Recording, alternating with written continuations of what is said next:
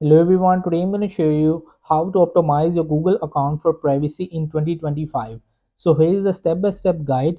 So number one step is that you will just review and adjust privacy settings from the data and privacy, and make sure you'll just find the add personalization right over here, and make sure you will just have turn it off, because this is the disable ad personalization. So you will just very benefit for this, and you will just find the limit location tracking. You will just simply in the search bar find location and history.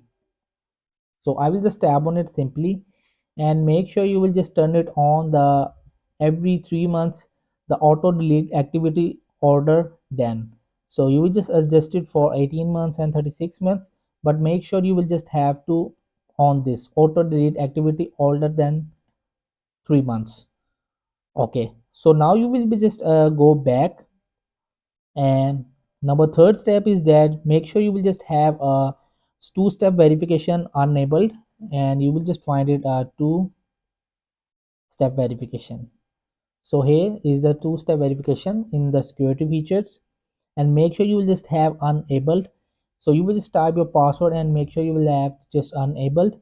In this way you will just have to optimize your Google account for privacy in 2025.